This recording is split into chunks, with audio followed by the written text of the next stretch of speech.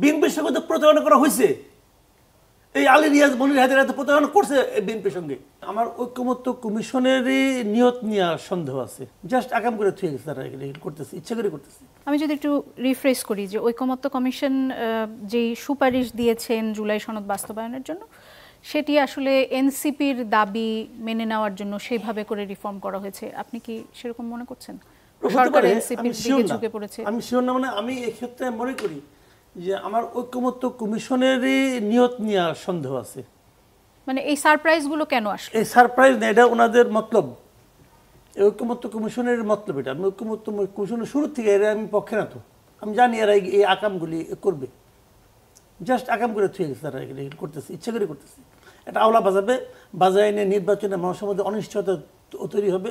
এবং মানে এটা কেন যে এটা করলো তারা, এটা করলো মানে কি তারা এটা করবে আমি মোটামুটি জানতাম, এই ধরনের কী করবে আমি জানতাম না। বাট এরা যে ভালো কিছু করবে না এটা আমার ধারণা ছিল।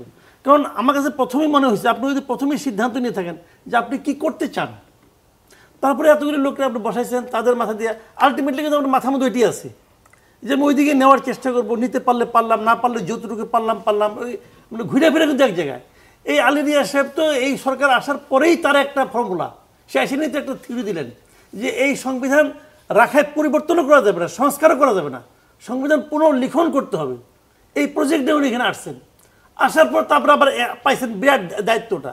হয়তো উনি করতে পারেন নাই, অন্য অন্যদের চাপে পারেন না, বিভিন্ন পলিটিক্যাল পার্টি চাপে পারেন না, বাট উনি পরিশীলিত ভঙ্গিতে ওনার প্রজেক্টে উনি ছিলেন এখানে, এবং এটা উনি ভালো করেন এই কাজটা। এই যে এখন যেটা হয়েছে, এখন কি হয়েছে, এখন তো আপনার সংবিধানটা কীভাবে সংস্কার হবে এটা নিয়েই তো একটা মানে একটা গোলমাল পাকিয়ে গেছে।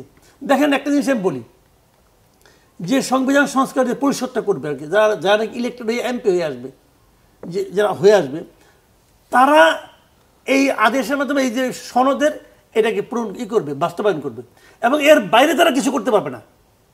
ওখানে কিন্তু বলে দেওয়া হয়েছে ইয়েতে, এর বাইরে তাদের কোনো এখতিয়ার নেই কিছু করার। কেন?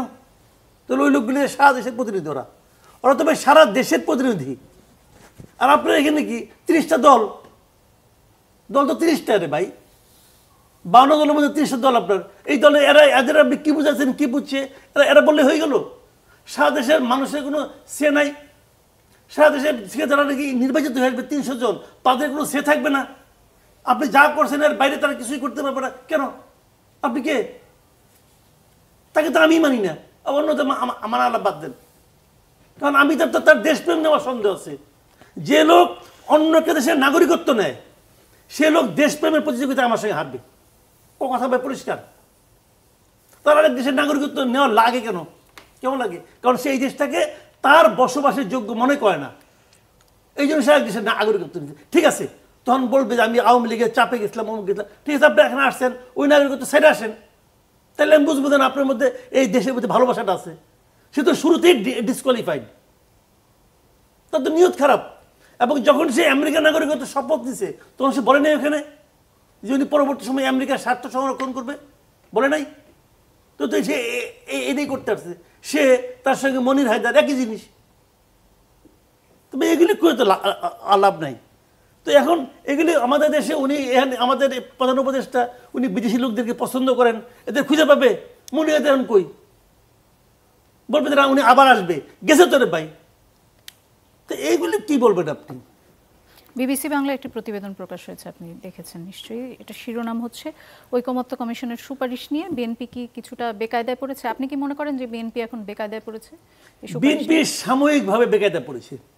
বিএনপি যদি তাদের অবস্থানটাকে জনগণের কাছে ক্লিয়ার করতে না পারে, তাহলে তাদের বিরুদ্ধে যে ওই অভিযোগটা উঠেছে না যে তারা সংস্কার চায় না, এটা কিন্তু এস্টাবলিশড হয়েছে। এটা কিন্তু বলছে, দেখেন যারা বলছে যে বিএনপি সংস্কার চায় না, তারা কি জানে না বিএনপির আপত্তিটা কি কারণে?